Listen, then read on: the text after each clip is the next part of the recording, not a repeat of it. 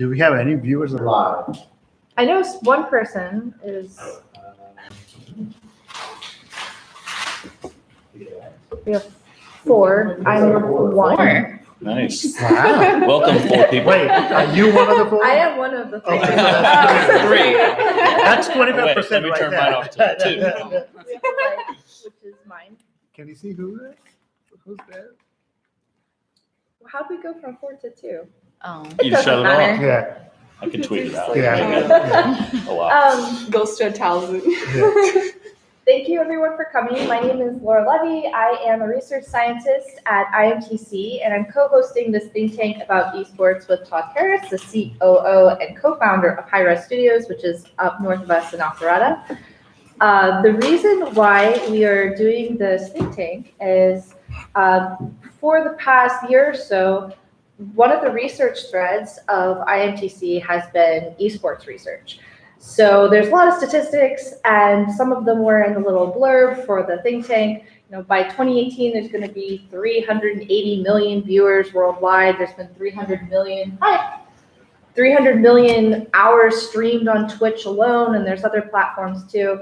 So esports have been around for several decades. They're starting to become even more legitimized and part of popular culture. Like I will probably never forget when I was in Tybee Island on vacation back in July. I was at just this gross place to get chicken tenders, and on one screen was ESPN2, which was playing like a baseball game, and on the other screen was the main ESPN, and they were showing Overwatch League finals. And that was just like at a normal restaurant, and people were watching it, and people who you maybe wouldn't expect by looking at them to be watching that were, and they looked like they were pretty engaged.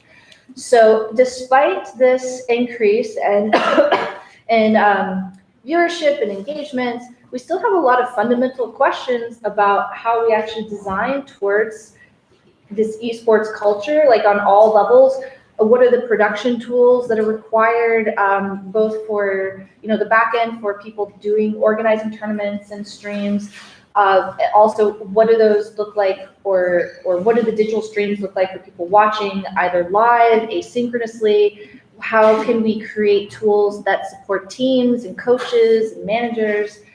That's like a whole suite of HCI research just right there.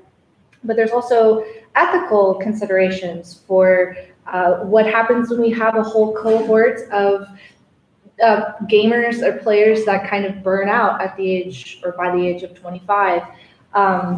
How do we do research where we can ethically consent massive numbers of viewers, or people who are maybe part of vulnerable populations? There's a lot of research questions around that. How do we support people from, a game, like what happens when Dota isn't a game anymore? Like what is the next Dota? How do you support players from that game to another? So we have some students here, actually from our VIP course. This is a vertically integrated projects course that they will take multiple semesters, maybe until they graduate. And they are tackling lots of different kinds of questions about the future technologies of sports. These here are specifically tackling the esports thread, and they're working with Todd and High Res to help inform and design their prototypes and demos and thinking. But I want to open up this think tank. If you have some things to say about the future esports and fan experience and where we're going. Sure. Yeah, thanks. Just as an introduction, my name's Todd, and so I'm a software developer by trade. I worked in kind of the fintech industry before co-founding High Res Studios about 13 years ago. So our perspective on the space started out as a game developer and publisher, and we only make online competitive games. So we've never made story-driven games or puzzle games. Since the beginning, it was all about kind of online multiplayer. We thought that's kind of where the future of the gaming industry was. And that was really the last 13 years, developing competitive titles. The biggest game is Smite and Paladins. Those are two pretty popular esports games. You have about 70 million registered players currently. No, collectively. And then really in the last year, we kicked off a separate business called Skillshot Media, and that's taking about 80% of my time right now, is really growing that business. And Skillshot Media is in the esports business. So it's a tournament operator and a broadcaster. So almost more akin to what our friends at Turner are doing with E-League, right? They don't make games, but they produce content and they make a media property out of it. And Skillshot Media does that for high-res games, but also will do that for any other game. So it's game agnostic. And so with kicking off of Skillshot, our objective is two. One is just to identify partners that are looking to grow esports in general. So it doesn't have to be a high-res game. We're game agnostic. And then closer to Atlanta, I have believed since we started the company that Atlanta has all the ingredients to be the esports hub of certainly the US, if not the world. So that's kind of my macro goal, is working with partners to make that happen. As far as kind of boiling it down to the project, we're just starting, but I think what we're trying to do is everyone understands that esports starts with a very engaged, passionate audience that is still niche. It's a big niche, but it's niche, and they're obsessed, and it's a lifestyle, and they really want an experience that doesn't leave anything out and isn't watered down at all. But as the industry grows, or in order to have the industry grow, there's an opportunity to make it a little more digestible without losing what makes the core community like it. So I think that's one vein of research that the team is exploring, is how can you keep all the crunchy bits for the people that really care and really know the game Overwatch or Smite or Paladins or Dota 2, but are there additional tools or interfaces that can be presented so you can watch with your mom or you can watch with your neighbor and they're not completely lost. So that's kind of been the direction of the project. Yeah, I think that's a really cool HCI problem or question. And if you look at sports that are only broadcast maybe during the Olympics, you can see some of the ways that there's training wheels or scaffolding to support people who only watch curling like every 4 years or every other 4 years or whatever it is. And people get really crazy about these sports that they only watch every so often. But there's some sports that the Olympics broadcast does really well for supporting someone of like, I don't really know the strategy of why they're doing this, but I feel like it's just still fun, right? Like curling. But there's some other sports that don't do this well. Mary Beth likes to bring up the luge ones.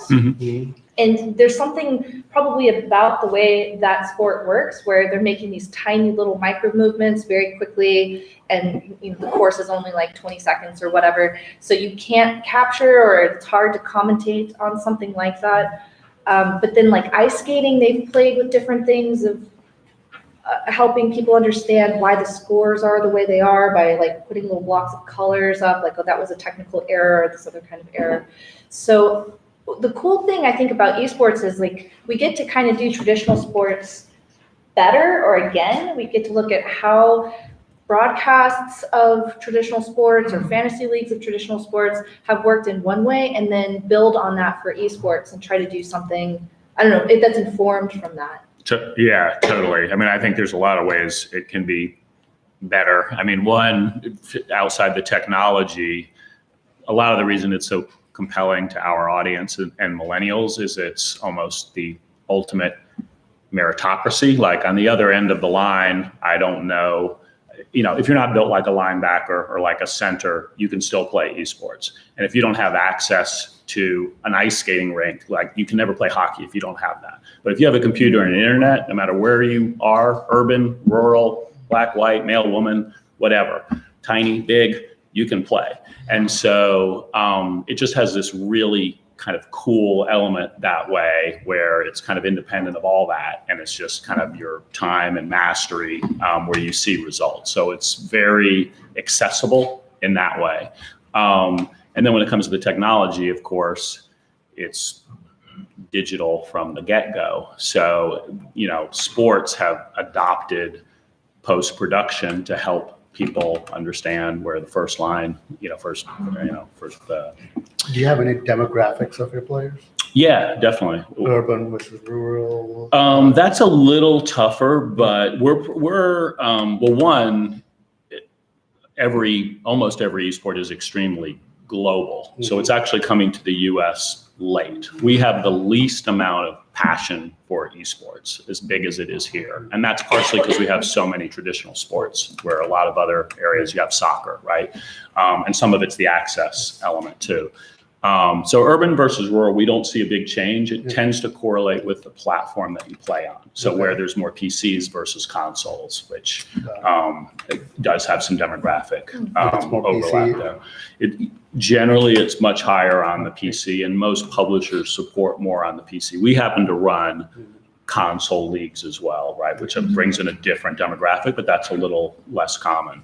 But when it comes to the presentation of data, just to hit that point, because it is all digital, the idea of predicting what can happen, the ability to, replay anything that happened from a competitive integrity standpoint or a post-production standpoint, right? You're never going to miss a camera angle, because if the game was designed with esports, it's keeping a complete tail of the tape, and you can basically replay it and put the virtual camera wherever you want. So from a competitive integrity standpoint, or just awesome post-production, those tools are available, or through better predictive analysis or commentary or automated insights for the color commentator that doesn't necessarily keep in their head every stat. So there's just all those things that traditional sports have done so well, we can kind of look at and borrow and hopefully continue to improve. I just want to interject. One of the things that I found interesting looking at esports and coming from the traditional sports background, being at the athletic association, is that when you're done watching a traditional sport on TV, it's not always easy to then go play that sport. So if I just finished watching a basketball game, I've got to go find several friends, a court, and a hoop to go play on. Whereas it'd be interesting to also calculate numbers of, after large events, watching the amount of people that I can, now that this is done, now I can log in and I can actually play. Yep. So that to me is an interesting thing to look at, as well as participation after viewership, possibly. Because you can't do that always in traditional sports. And even if you did, you can't calculate that. That's right.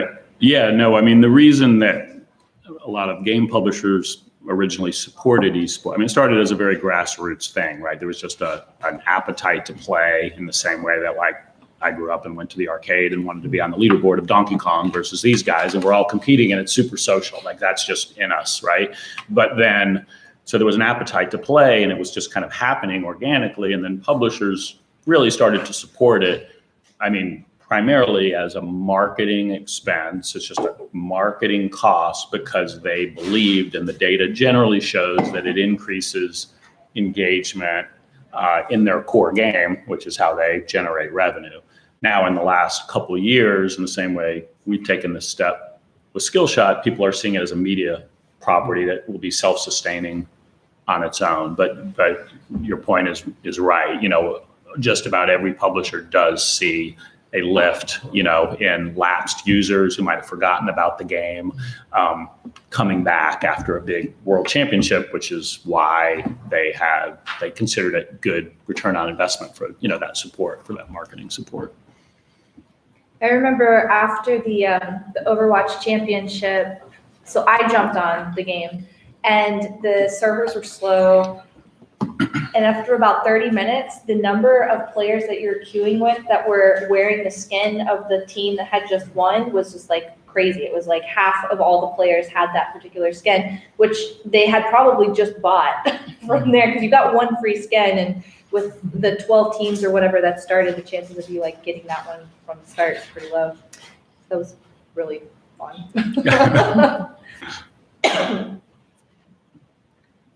So that's, and think tanks, it's just generally kind of a roundtable discussion. So if anybody has anything they would like to start a topic on, things that you've been thinking about with the future of esports experience or research that's going on here.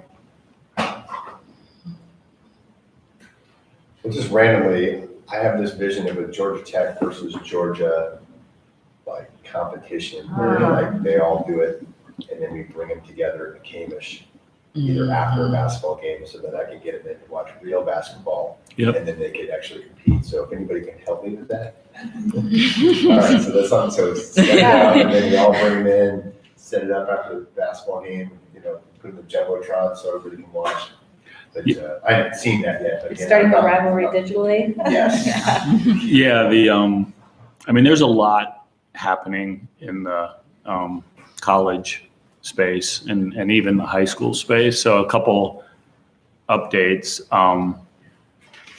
Number one, obviously, kids are playing video games in an unstructured manner more than any other activity, right? But the idea is, can there be more structure? So there are numerous groups, even at the high school level, adding structure. There's a group that we partner with that's called Play Versus, and they have a relationship with the National Federation of High Schools, and which is not quite the NCAA of high schools because it's a little more decentralized, but similar. They 90% of high school activities are kind of regulated by them. And 5 states have opted to be in the first wave of states, and Georgia is one of those 5 states. So in February, there will start to be in Georgia high schools, it'll be county by county and school by school, you'll be able to play towards a Georgia high school state championship in a few games. And that will start this February. So, sorry. Yeah, and then I was just going to say, obviously on the college front, which we talked a little bit about that. Committee. Yeah. So I don't know if you want to call me out, but give us a lot of data, kind of what's been going on in the NCAA standpoint. So the NCAA recognizes that right now is not the time to just full-fledged jump into esports for a multitude of reasons. But wanting to keep a pulse on the esports community, but also recognizing that for the NCAA to ever get involved, there's going to need to be a higher active number of female participants. So helping grow esports at the lower levels and understanding that the NCAA can play a role in helping it grow at the high school level. And as that continues to grow and we build from there, then yes, there will be the pool. Because a lot of the concerns come from most schools that would want to add esports programs would want to add both a men's and a women's team. Because even if you called it co-ed, there still are not enough women from a Title IX perspective a lot of times to continue for it to be viable for a lot of institutions. Why is that?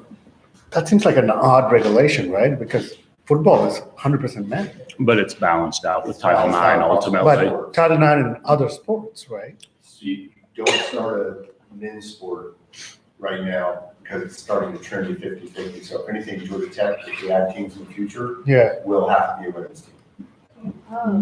Is that right? So if you want to look at Title IX, there are 3 prongs for meeting Title IX compliance. They can get very convoluted. So what it is that most institutions right now are meeting one of the 3 prongs. So anytime you add a sport, you have to be able to continue to either meet that prong of Title IX compliance or add an equal men's and women's sport. Got it. And so, so that's where the participation needs to grow. And so it is actually being brought up to, the NCAA is looking to continue to bring it up to schools and continue to educate on esports and continue to monitor from there. forward. Yeah, I have 2 pretty strong perspectives on that. One is that female participation will increase. It does need to increase, but it will take some time, certainly, but that will happen. My other one is that it's going to be well established at the college level, most likely before the NCAA decides to engage. I agree. So there's 100 varsity schools today, including Georgia State, Savannah College of Art and Design, Georgia Southern, just locally. And that was 50 a year ago and 5 a year before that. There's 400 players on scholarship today. So it's happening way too fast, is my perspective. And I think the NCAA is right to take a deliberate approach because of the institution it is, but it's a rocket ship. And that's my thought on it. It's also such a fragmented space that it's, if you were to come in as a whole, what games do you provide? Yeah. What publishers do you That's right. How do you get multiple publishers to come to the table and say, yes, we're okay with, you all having our game on the same stage as another game. Yep. And throughout a weekend of competition. So, Yep. So all those questions are being evaluated because it is an interesting space. No, totally. I think you're right. It's very, very fragmented, but And there's a college in Ohio circumvented all of this by making esports academic. Ohio State's whole, Is it Ohio State? yeah, it's like a cumulative. No, not those guys. Oh. There's a smaller university that's scrapped the entire CS program. of the varsity programs, Yeah. it's roughly 40% within athletics, 40% within student affairs, and then the other 20% in academics. So it's very fragmented even where it tends to sit because it's so early, right? And there's no single model right now. So It's fascinating. Yeah, well, so Ohio State just launched their whole encompassing thing, which is everything from Yeah. like classes on doing production for this, the game development, coaching and mentoring of actually being an athlete. Yeah, it's like every prong that you could imagine. Oh, and research too, and they're doing research. Yeah. The University of Oklahoma has also taken that approach. They're also doing it with their broadcasting journalism major. So that they can start to build the next wave of shoutcasters. Yep. And to give students the ability to do that in college and then take that as a possible road. I think that's interesting because it shows, I mean, just like sports, there's the player route, but that's a very small part of the overall ecosystem. So there are casters that are on the desk, there's production that are doing cameras, there's motion graphics, there's user interface design, there's sports marketing, there's analytics, right? So there's kind of all these adjacent opportunities with it. So kind of going back to what you had mentioned about there not being enough females to do two different teams of a male and a female group. Are they looking at ways in order to increase that female participation? Because I've found in groups in the past, we'll start a gaming community, and at first it's only 1 or 2 females compared to like 15 guys. But then over years, more females continue to add. In one of the groups I was in, it was only 2 females at the beginning. And by the end of the time I left, it was like a 40% female to 60% male ratio. So what ways do you think they're trying to do? That's the step that we're at right now, is that it's, and I haven't had a phone call with anybody since the last time that we just talked about. It's time for us to start researching the ways that we help build and grow that. More kind of thinking like a grassroots campaign to help build that. And then it's also, and I haven't looked at the breakdown of any of this, but if you look at, I don't know what happens when you look at the breakdown of the major titles that you would look to have. What is the female participation in those major titles? Is it less than other titles that you may not look at having across the board? And so that's where they're continuing to do just a lot of research on, what are the participation numbers for different titles, and how could those then possibly flow over into. As Todd mentioned, though, it will more than likely start outside of the NCAA. So like when I got done playing football at Georgia Tech, I joined the water ski team. It's not an NCAA sport, That's right. but we competed against Georgia Southern, Georgia State, Kansas State, everything like that. So I think that's probably. I think so. So And it's going to come, That's right. whether it's NCAA based or not. That's right. And it's not necessary. Yeah. It's a lot of money. And part of the reason why we're here is we, as an athletic association, acknowledge that it may not end up in athletics. And that's okay.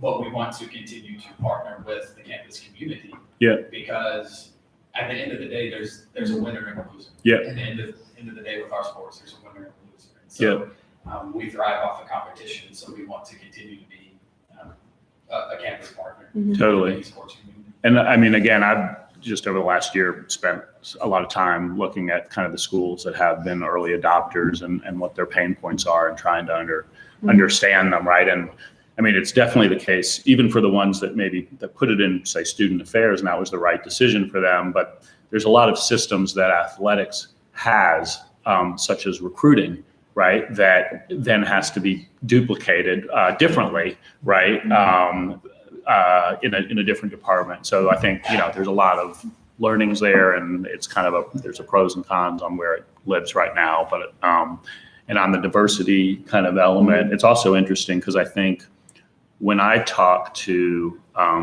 professional women players, which there's not a lot, but there are some that are earning a salary, there's a general bias on that population that they want co-ed versus girl-specific teams, right? There's kind of a general thought in the industry that like female-only events are useful for modeling and having a particular space there and showcasing, heroes and aspirational goals, but that the overall systems should be towards co-ed because again, it's a digital sport. Everyone's kind of equal, and that's generally been the approach. Although there's some differing opinions, but for at least the pro females I've talked to, it's pretty consistent there. I mean, you can see that discrepancy in like the ratio at Georgia Tech, male versus female. I'm in a club called RoboGirls. Have you heard of it? Okay, so RoboGirls is a group of people that just volunteer at tech, and we're like engineer majors or computer science, like anyone at tech basically. And what we do is we just do like a workshop with some like Lego robots, something incredibly simple. And then we teach everybody. And then overall through the semester, we have specific dates that you would go, we partnership with a middle school and we go there and teach the kids from sometimes 5, but normally 7 to 12, how to like do basic coding for a Lego robot. So they would like follow basic steps on how to build the robot, and then they would do like basic moves or like how to make the robot kick a ball or something. And I can see that being also a esport kind of thing, like introducing early just keeps the idea in the back of mind, even like middle schoolers or stuff like that. That was like, and that is a program that is in like 50 universities in the US now. I think it started in like Australia or something. It's in like multiple countries already. It's really cool. And for anyone, athletics first, right? You get training early as soon as you get. Yeah, kind of, yeah. And training them. Mhm. Like everyone knows what soccer or football is when they're like 5 or something. Yeah. So if you want to see college competition, I'm wearing my dream hat shirt. You will see UGA versus Washington on a giant stage playing Smite. That's just the competition that we're running. There's at least one other, if not 2 other college competitions that will be happening over the course of that weekend, put on by other tournament organizers. Some is varsity. The one that we're playing is kind of varsity, but there's also club level for a variety of games in addition to pro. So you can see it up close and personal and root for or against the Georgia team of your choice. So I have a question. So my wife's very conservative. So you talked about burning out at 25. Now, I mean, that's not That was Laura's because I words. encourage you to broken arm. So the physical side, what is the risk associated with promoting this and the side effects that you could have on your kids and stuff like that? Like, what are the facts and what are the non-facts? Yeah. I think that's. Yep. I mean, I think I'll try to keep my industry bias out of it. Sorry, so No, that's right. You're the right guy to ask. No. I mean, more research is always good because it's a very young industry, right? I think a few things are interesting. I mean, one, let's say our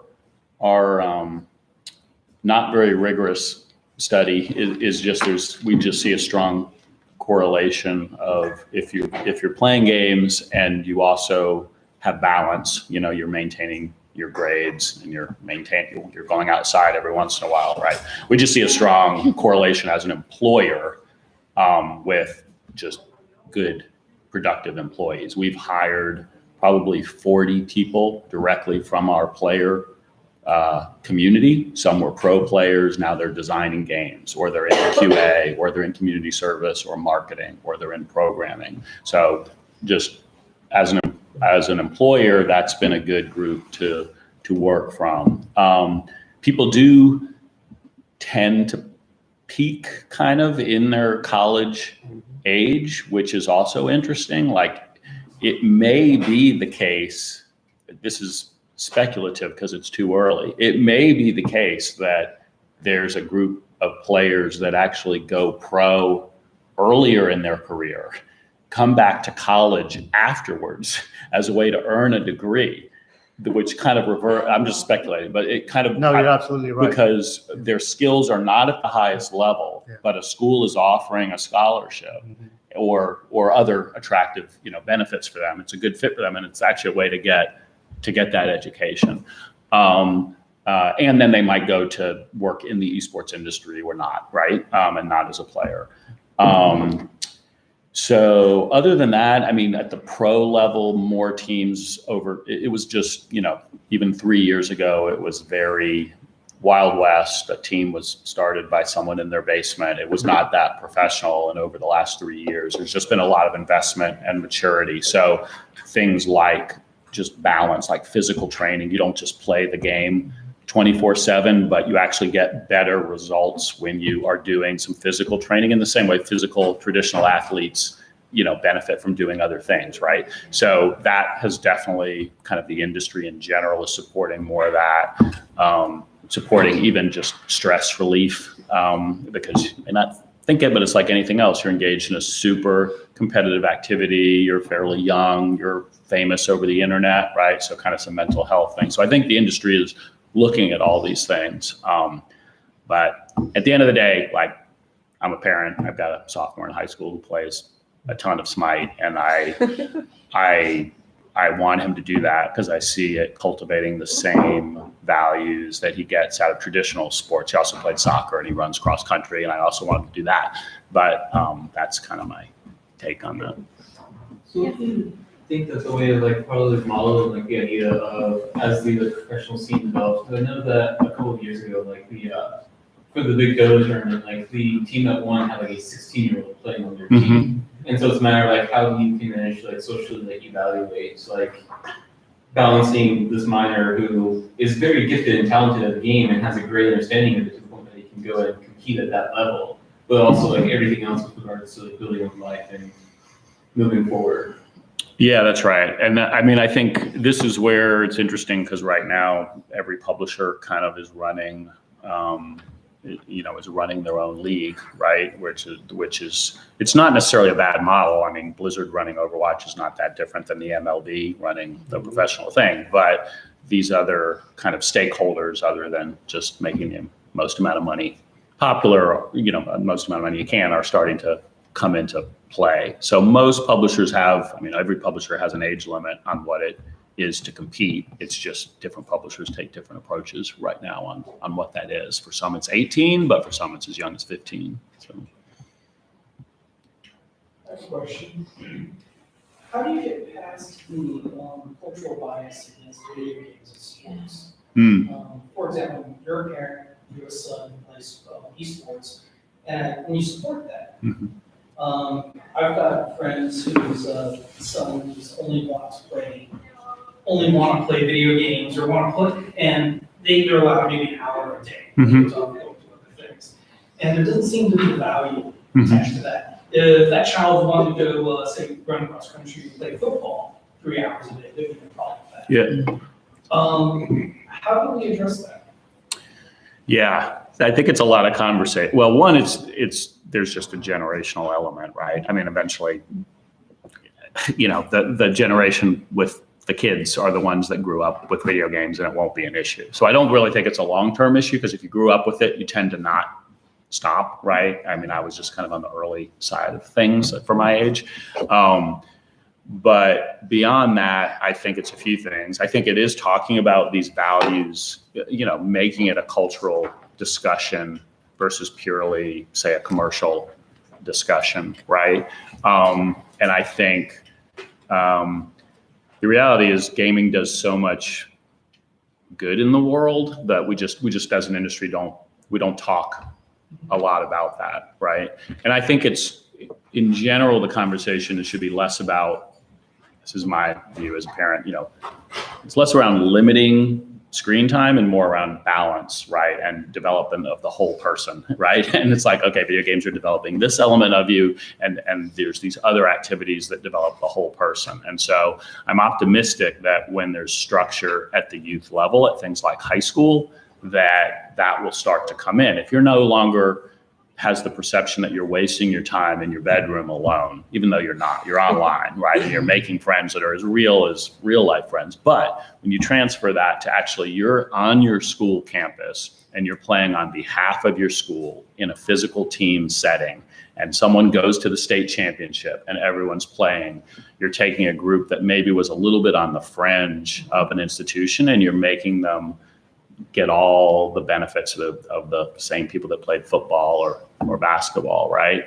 And then I hope, if that, with time, if that's done right, that starts to change some of the conversation where the parents see that this institution has picked it up and it's done in a balanced way and there's structure there. And so I think that's one of the reasons I'm kind of so active in trying to support that, as I see that being part of that solution. So school support would lend legitimacy. I definitely agree with that. But as a parent with a daughter who's done, first it was first Lego League, and now it's first robotics. Mm-hmm. The level of support they get from their school is absolutely minimal.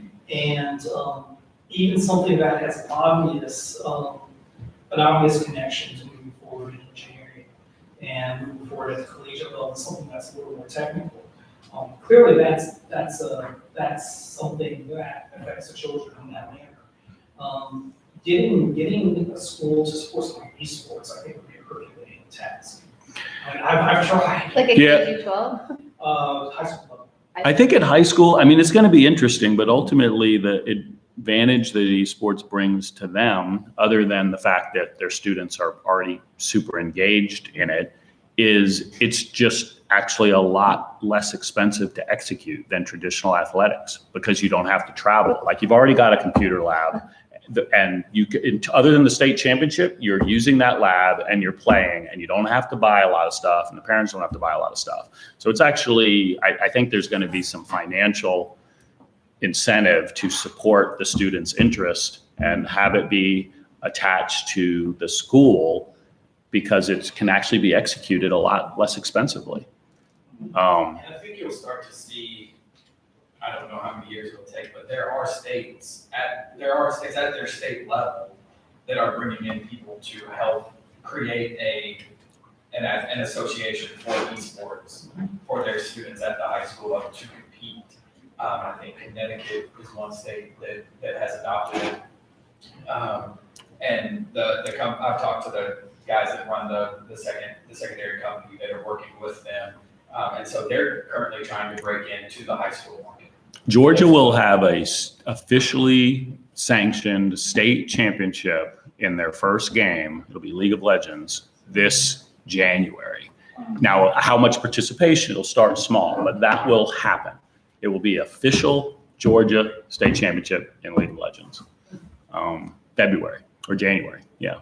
And you mentioned scholarships earlier, and as scholarship dollars increase, that's something that does high schools, right? If there's scholarships available in the area, that's something that really encourages them to take it seriously. And hopefully over time, just like with robotics and your daughter, the STEM workforce development aspect, like, again, I know probably for me, what lit me up around technology was playing games, and then it's like, coding is really fun, right? So for that obviously is the gateway for a lot of young men and women to STEM and STEAM schools, which hopefully has some benefit. So. Something else I don't know if you know about, Georgia now will accept a programming language as a foreign language replacement. Yeah, that was huge. That recently, Yeah. about a year or two ago. I know Chris Klaus was really big in that. Actually, our CTO, Mike Dudgeon, was on the legislature of Georgia at that time, and he helped push that through as well. So yeah, that's huge. Yeah. Patrick, did you have something? Oh, yeah. When you said official, was that Riot Games official or like state of Georgia? State of Georgia. Okay, so it's official. like integrated with the high schools and everything? Yeah, so the way it works, we kind of were talking before, there's a group that's not quite the NCAA, but is similar. It's called the National Federation of High Schools. And whether it's a sport or whether it's an activity like chess, they sanction that. And then it's state by state choosing what activity they're in. And so Georgia is one of 5 states that have said, we want to be an early adopter. That is the state association of all the high schools. And then it's again up to kind of each county, each school who participates. But there will be state trophies given out to the varsity championship of League of Legends this January. And that's kind of their test season. Their first real season will start in February with more games than just League of Legends. And to kind of the point of which games, I mean, it'll still be very fragmented, but there's the opportunity, if you have kind of a feeder system from high school, obviously of those being, games that you would look at supporting at the college level. Yeah, because I think that's extremely underrepresented, because in high school, I came pretty rural and I still know dozens of kids that play that, and you would never have found that out otherwise. Right. Never. Unless if you just happen to stumble upon that, I think that's great. Right. Because I don't have enough time for that anymore, but back in the day in high school, man, that would have been. Yeah, it's also no cut. I mean, the way that they are designing it, you could have multiple teams representing your school, right? So again, it's very inclusive as an activity. Yeah. Hi, I'm a postdoc in the Sports Society and Technology program in history and sociology. So thank you for having this. I'm very excited and fascinated in this whole conversation. So I don't know too much about esports. I was just really interested in thinking about like the idea that the NCAA won't touch this yet, partly because of gender issues, gender equity issues, and then I was also thinking about the NCAA there's a lot of pressure to pay athletes, and particularly in basketball and football, and those sports are dominated by racialized men and women in basketball, and I'm just trying to think about like, what are the dynamics of sort of race in how these are being spread out? Like, and I don't know because I don't actually know that much about esports. So I'd be very interested to see like how race is looking in here in terms of audience and players and representations on the screen. Yeah, I'm just really interested in like understanding how this kind of works. Yeah, there's a lot in there. I mean, you touched on one point that's somewhat separate from race, which is players just kind of monetizing their appearance. And in the world of esports, it's a very socially savvy audience, right? That kind of gets audience engagement. And so it's not like anyone at the college level is making very much money, but they are setting up a camera and doing a Twitch feed and getting a little bit of subscription revenue. And the money is not very much, but the principle in esports for a long time has been very grassroots, and you kind of can do that and build your own audience and you go and make your way. And so that is another, obstacle, I guess, or consideration for, say, the NCAA getting involved is just amateurism and whether a player can monetize themselves or not, right? Which is another reason I think it's going to plow forward ahead of when the NCAA potentially is ready.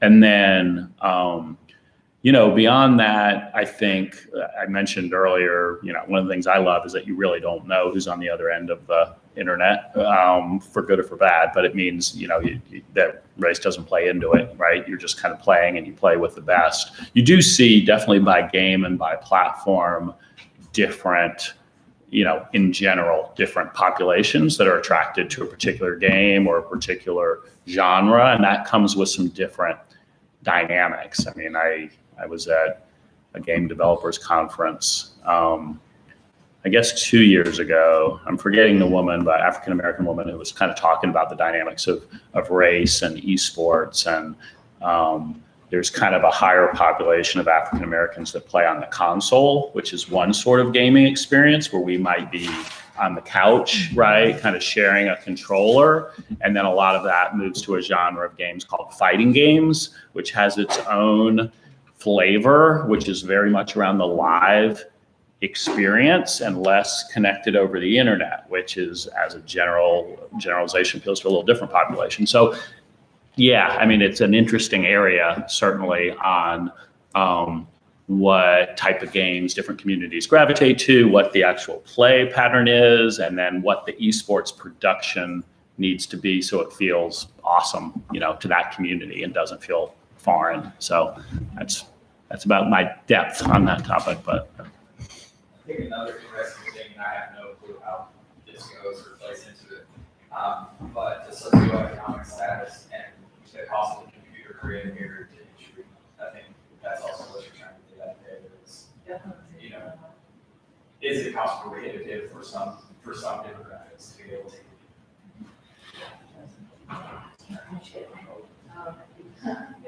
yeah, that just reminded me. I mean, that's kind of the console versus PC is one of those dynamics here in the US. But when you look globally, you like in China, there's no consoles. It's all PC or mobile. Now, some of that historically was just trade policy related, like you couldn't import a Japanese-made console device. But even as it's opened up, the way the household is there's one TV in a small living space. Usually grandma is watching the TV. So you're not going to plug this kiddie toy video game thing to the TV. But a computer is used for education. Of course, it's gaming most of the time, but things like that, just the structure of the house might dictate the platform, which would be mobile or PC in that culture, and then those are the games that they play, right? So that element also factors into it. So it makes the cross-platform games like what Fortnite has done, and who knows what will happen with the PlayStation, Microsoft, or Xbox thing, that makes that more interesting. Even though you are limited, I don't know how many people are playing Fortnite on mobile. They're not winning the competition, but Yeah, they're playing. No, that's playing, but yeah. yeah, that's Yeah. right. Cross-platform is the future, right? I mean, it's going to be more about the input device that you have, which from a competitive standpoint, the phone versus a joystick, they don't compare to the mouse and keyboard. That's the premier skill-based input device right now, which is why you see the highest tier stuff happen on PC, because you have the most, you can turn the fastest and you can aim the quickest. So that tends to be dominant on the input device, but it's going to be more about the input device and the screen size and less about the particular hardware. Particularly in the next 2 years, you're going to see actually a lot of things around, basically cloud streaming, right? Where the game, I mean, Google is working on this, Microsoft is working on this, where it's like the game is actually being played in the cloud entirely, and that also will reduce the expense needed to participate, because a few years out, you'll just need an input device and a screen, and all the computing will be in the cloud. At least that's what Google and Microsoft and Sony are betting on, right, and putting a ton of investment towards. One interesting thing I saw, I was watching a FIFA final tournament, and they did a home and away, where if you were an Xbox user, your home game, you played Xbox, but if you were away, you played PlayStation. Yeah. I just thought that was fascinating. Yeah, we do that. They did that. We'll do that at DreamHack coming next week. For Paladins and Smite, we actually have what we call console wars, and we actually we have a whole season where the Xbox players have played among themselves and the PlayStation players have played among themselves, and we have the very best Xbox team play against the very best PlayStation team in front of a live crowd. And then we have region in there too, so you have North America and Europe, kind of the best teams duke it out. So yeah, and FIFA is the only other game I know of that does that. Do you have a console that normally wins or something like that? This will be the first year we've done it for Smite because we were Xbox only before. Yeah. And then with Paladins, it's been pretty even, I think. Interesting. Okay. Yeah. You had said earlier that Atlanta has a lot of the ingredients to make it a destination for esports. What do you think those are? What do you see in Atlanta that? So you need publishers. You've Mhm. got Hi-Res. Uh-huh. You've also got the company Blue Mammoth that makes a good game called Brawlhalla, and they were recently acquired by Ubisoft, which is a massive French company. So they'll probably get more resources. They were a spinoff from us. And others. So you've got some publishers, you've got multiple league operators, including E-League and Turner. You've already got, its Wallet Hub just did a study and called Atlanta the #1 gaming city, basically, regardless of it was a combination of connectivity, For the US? Geek cred, like Dragon Con and MomoCon that came out of Georgia Tech, right? And that kind of whole scene. The only thing that we were missing, I would say, a year ago, well, obviously we got the airport and kind of the whole hospitality side. The only thing that we were missing before a year ago was professional teams. And now, Overwatch has an Atlanta team. The Hawks are picking up a 2K team. We're actually, for Smite and Paladins, moving or encouraging a lot of teams to move here over the next few years. So it's less like the Atlanta team, but more like just in general moving here for league play. Yeah. So yeah, those are a lot of the ingredients. We've got great universities, some that are already engaged in esports at the varsity level. Almost all of them are engaged at the club level. There's obviously a super active, group here that plays multiple games. So, Do you see any legislation that's going through in the same way that it's benefited the film industry here? We have for two games or pieces. specifically for esports? Both. Okay. So 4 games, there's kind of little, I'll call it a baby program compared to the film and TV program, but there is some tax incentive help when you're kind of starting a new game that's, again, kind of related to film and TV. It's just is not uncapped. It kind of gives you a head start. And then for esports production, it's very similar to film and TV. So esports productions that are done here kind of qualify for that same program, which is a big part of why we kicked off Skillshot here, right, versus someplace else. So I don't think there's anything purely gaming though. Like it's tied to the film industry. It kind of slides in there. Yeah, under film, there's a particular project qualification for interactive entertainment, which is games. Oh, And yeah. so you basically, like I said, the difference is where Marvel might shoot a big movie here and their credit is kind of uncapped. A game is capped at a full cap per industry and a per company cap, where no matter how much you're spending in Georgia, there's a ceiling on that. But it's a great program. It's probably still the best game incentive in the U.S. There's better ones in Canada and the U.K., but within the U.S., it's still the best for jumpstarting game development. So.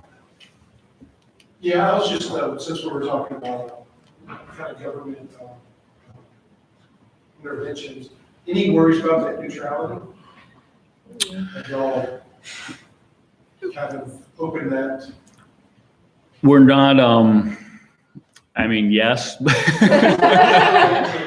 Right. Yeah, that's right. Yeah. It's not, I can't see we're doing any like active lobbying around it, but yes, like any content provider, it's certainly concerning, right? Yes, we live and die over the internet and bandwidth. So. Interested, like, what is an example of something that's very research focused in working with the VIP teams? Like, how does their involvement work? And what are you looking at? Yeah, so if you're not already familiar, there is a special kind of course on campus called VIP. So it stands for Vertically Integrated Projects. It's an industry-focused course that students, undergrads take multiple semesters until they graduate. So I don't know if there are any other undergrads that are not already in this class here. If you're interested in taking it, there's several on campus. They all focus around a specific theme. So the one that we are starting this semester is called Future Technologies of Sports. You're in it, right? Yeah, and you too. There are 3 research pillars, and you, right? Okay. Yeah, and Joy out here. So yes, the undergrads that are in here are already enrolled in the course, but if you know of others, there are 3 research pillars. There is fan experience, wearables, and esports, and there's a lot of overlap in these. And we are working with Georgia Tech Athletics and the Braves as a passive partner at this point in high-res to inform a lot of the research that these students are undertaking now. There's some other kind of offshoot parallel research threads that I'm doing with my co-PI, Ann Sullivan, who's currently in the UK right now. But this idea of fan acquisition and fan engagement, and how are people going to be engaging with both traditional sports and esports in the future, as you know, AR things with their phones or mobile engagements are easier. People want to engage asynchronously or with data. There's a whole levels. If the Georgia, is it still called the Bends? I guess we're supposed to call it the Bends. Like if that becomes a place where esports is shown, what is it about that place that feels like a destination when that's not going on? So you two, are you also in the Yeah, we're all in the You're all in the esports. esports group. Do you want to give like your 2-minute pitch for what Go you've esports. been researching so far or working on for the mini project? Sure. Okay, practice. No pressure. Yeah, no pressure. Well, I did it before. I'll do it again. So basically, what our group is doing is more of an idea for an overlay of a broadcasting of esports. So a big problem with esports, like we talked before, is that it's really hard to get new viewers that have no idea what is going on. With the traditional sports that we have, like basketball or baseball, even like 5-year-olds can understand what's happening. But with esports, you're required to have a lot of prior knowledge of what is happening. So what being researching is ways of making it easier for new people to understand what is happening, and some kind of like overlay of like players' information, data with statistics of like how likely is something to happen. So you can know if some player is doing like a risky move or if he's playing safe, styles of play, to be like more obvious kind of thing. And then just discussing like what kind of information would be good, what kind of information is too much, just a lot of research in that area. And then maybe move it towards like a gambling side we were talking about. So right now esports is very new, but with normal sports we have a lot of gambling background. So it would be good to have a way where you can have multiple screens and just glance at a screen and see, oh, this team is doing good, this team is not, by just like a number or a color or something like that. So. And one thing in general, again, just like esports is kind of, it's always interesting when someone like Turner is putting esports on TV, and I love that because it's broadening the audience and they have amazing production values, but esports is kind of past TV, right? It's built around, I can just set up this camera and I can go global and anyone can watch it for free, and all these platforms are crazy interactive, right? So some of the stickiness comes from the fact that Laura and I are watching together and we're chatting, and then all these platforms, Twitch, Mixer, Facebook Live, YouTube, they're investing in interactivity because they know this audience craves interactivity. So anything that is around viewership, but also letting the audience engage, whether that's betting and it's a revenue generator, or it's fantasy, or it's just answering a poll, right? It's a very active area right now that is ahead of traditional sports. I actually think traditional sports at some point will make that jump, right? And they'll embrace all these interactive tools on owned platform. So I think it's an area where esports is already there. It's cool to come up with these UI elements and what drives interactivity between the super passionate, knowledgeable fan and then the very casual fan, and let them all engage in this community. And I think all that will be applicable one day to traditional sports when they're on interactive platforms as well. So it's kind of a cool area. So there's a new football league that's starting in February, the American Alliance League.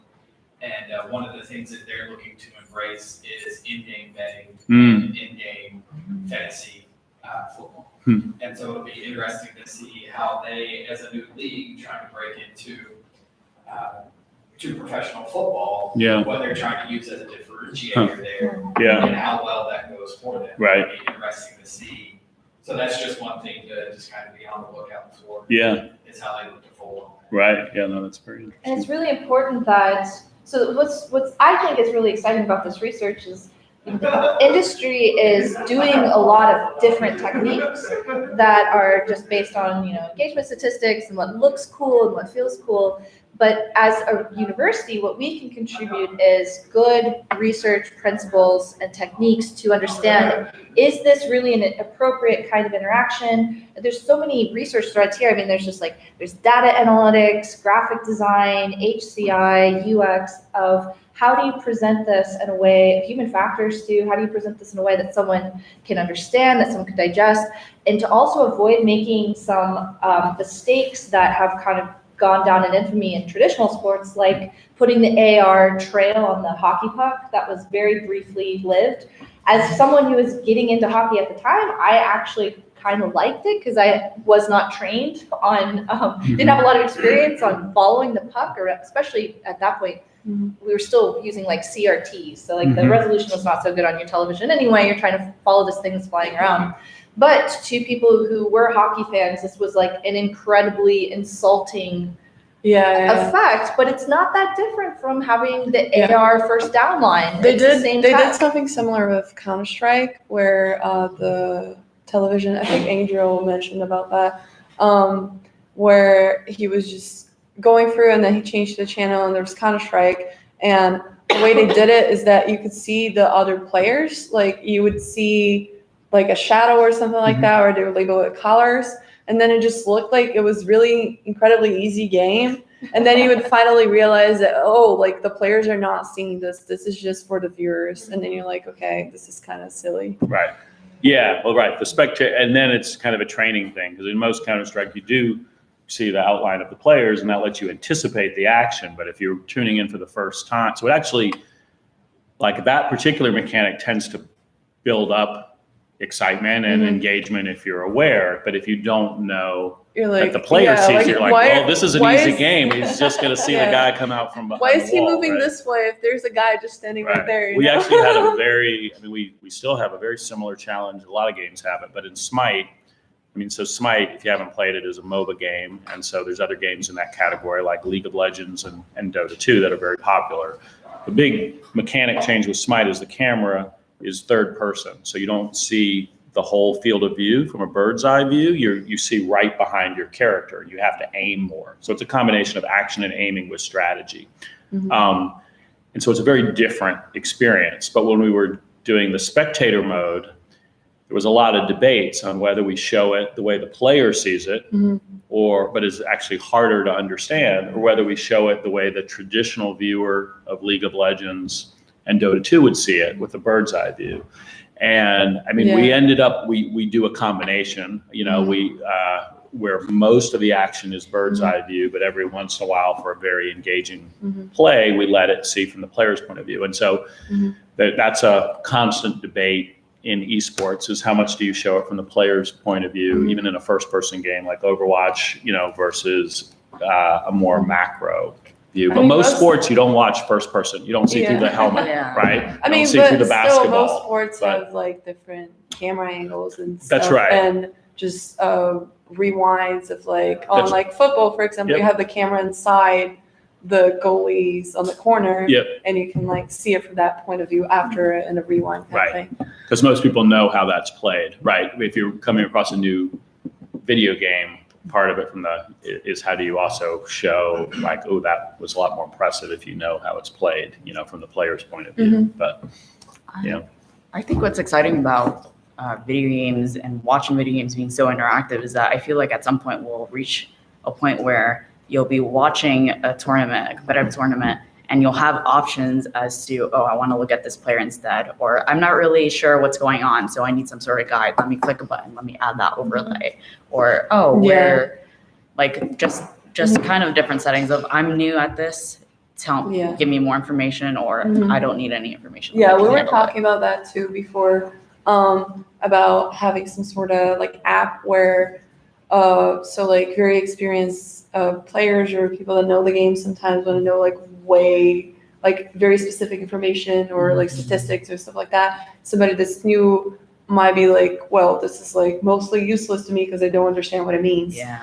So have like kind of a function that you select what you want, or you can click and like, I don't know like anything about this specific guy on this my end. You can click and see like a basic statistics or something like that. Some sort of like builds on the game. Like he was talking about, this player is buying this specific thing right now, and normally only 5% of people buy this right now, so he's like going for a different route or something like that. But you're right. It's just, there's no reason with enough technology bandwidth that you can't customize the viewing experience. If the cameraman is following me and you're more interested in what Laura's doing because she's playing the character that you play all the time, you can watch her. You could take that view, right? And there is some tech kind of being developed around that area. Yeah, that's what like shoutcasting actually, because one of the first experiences with League was I walked up behind somebody and this kid was losing his mind over watching the stream, and outside looking in, it's like, all right, whatever, he's enjoying himself. But I sat there and I had no idea what was going on, and the dude was literally shouting what the people were doing, and I was like, wow, this is actually kind of interesting. He's destroying this kid and he's winning. I was engaged, and that's it kind of blends the commentator with the whole. It tells you what's going on mixed, and even kids that like. You wouldn't need to understand English or anything just to hear they get loud and start to build up and be like, oh my God. Our first experience with esports, our second game, we took to a trade show, we took to PAX. There's one in Seattle, there's one in Boston. They're huge consumer events that draw about 80,000 people to see the newest games. And we had set up our game and we put all these TVs around. And we had one guy on the development team. He was a professional gamer, but he's an awesome coder. He was the lead programmer, and he was kind of showing off his moves, and he's amazing. And then we had this other guy, Bart, who had done some shoutcasting for another game before just very casually before he joined us. And he had the mic, and so instead of like kind of barkering, we would normally be like, come and play the game and get some free T-shirts, right? He started commentating on what Joe was doing, just doing the play-by-play. And the crowd just like single, double, triple. They just lined up. We were like, okay, I think we're onto something. Like people really seem to be into this. And it was a great player that was clearly like doing something at a high skill level, and then a super awesome talent shoutcaster who was commenting it, who got people to watch it, right? And What year was that? Tribes, that was 2011, I think. Okay. One of the ideas that we keep kicking around that I think is interesting is how can you create tech that's going to support shoutcasters? So with machine learning, if you can train it up on a particular game and you're feeding it live information, you can help not only the production crew know like, something is about to happen, like something's kind of reaching a critical mass. You should definitely look at this part of the map. You should definitely feed stats about these players to the shoutcaster because they're going to be talking about that really quickly. That's a cool like CS kind of problem, but it carries with it a whole bunch of crazy other things that are maybe unanticipated, like what if some other team got a hold of this algorithm and they could learn like the character of a team and how they play, or maybe you could cheat, you could know something is about to happen and they could capitalize on that. Like how does the tech we create possibly impact the rules of the game and the way that replay has Yeah. impacted rule of Honestly, both I feel traditional like sports. that's a problem that happens a lot, even like, so like if you like memorize the map and you have all this data, like, oh, this specific spot is where people get the most kills, or Yeah. this specific spot is where people die the most. I had the experience when I was playing with a few friends. We were playing, it wasn't Counter-Strike, it was something else. I don't remember. It was a first-person shooter. And I didn't particularly play that game a lot, but my friend knew all the maps and he could screen cheat and kill me with like I'm pretty good at first-person shooter, but if he just saw me on the map and saw my screen, he could kill me with that, like just wait and kill me with back because he knew where it was and I didn't know the map. So it's like kind of the same thing. Like, how much data can you make it available that it's not like you're giving too much advantage to this kind of team and it's kind of making it unfair?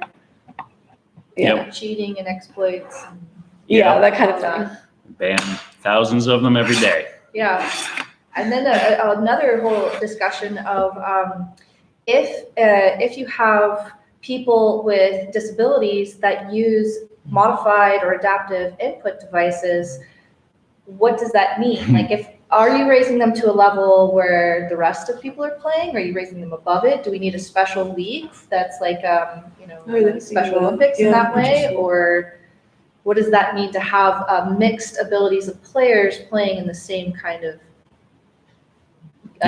team or Yeah, that's super. I franchise? mean, we're about to, not really on the kind of special needs front, but it'll be interesting for us because today we run a league on the PC that has a mouse and keyboard, and we run a separate league with controllers. Fortnite, has done a smart thing. It's a little weird competitively, but they kind of say you can play on whatever input device you want, and we're working on similar tech. So as we go into next year, it'll be much more cross-platform, so you'll be able to queue up if you want and play, even if you're playing on the PC, play against someone who's using the mouse, using a controller. And so likely after 2019, we'll look at, okay, can we merge these communities together and just say it's just the best players and you use whatever input device you want. But already every developer of a game that uses a controller, they actually already put in assists for the players because Right. it's such an inferior device. Wow. Sorry. I'm just saying, I'm just going to tell you the truth now. Precision. It is. You can't turn as fast, Yeah. right? And you can't be as precise. And so there's already some degree of what is called either aim assist or bullet magnetism. Like every game has that. It's just they take different choices. Mhm.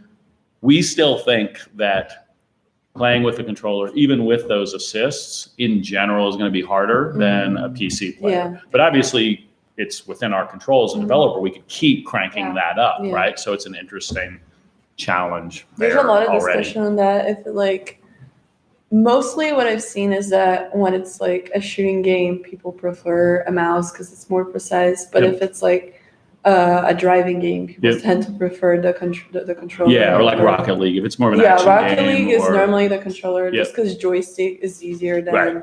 a mouse. Right, so it depends on the game, obviously, but for our type of games at least.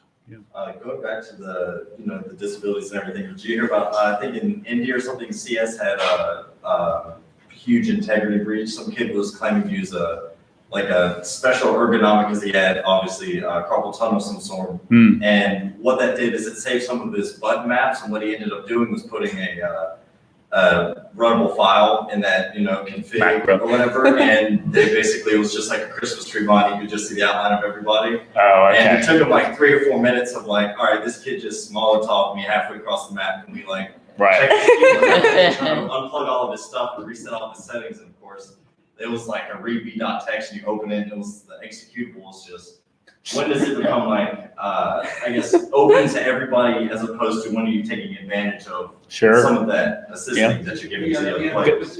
Yeah. They clean that whole team out. I was gonna say, like, as a sports scholar, I think it's interesting to do this because I think one of the assumptions is that sport is inherently fair. Part of what, like, someone like we might say is that sports aren't fair. You can't regulate it, and like, in the Paralympics, for instance, those categories are really contested. Mhm. So I think it's really interesting to be, like, to think about what fairness would look like in this realm in sport. I don't know, it's really interesting, but it's, I don't know, I think like part of what we try to teach students in our classes is like, sport isn't necessarily fair, and that's actually a myth about sport. And so how does this, the game maybe reproduce that, or I don't know, it's just interesting to think about that. For how you're designing things. Like, what are your assumptions about sport already? Yeah. That will be implicit in how these, Well, it's 5, so I want to officially close the think tank, and thank you everybody who came. I don't know people's schedules, but we may be hanging out here a little bit after, so if you'd like to come up and talk to us, we would love that. But thank you very much for coming. I really appreciate your attendance. Did everybody sign a sheet? Okay, good, thank Okay. you. All right. Patrick needs to sign. Oh, yeah. Yeah. Yeah, I get it. There you go. Give you a card for sure. Yeah, I'd love to call it. That's why. Oh, Here, no, I have Someone else's. No, it's wow.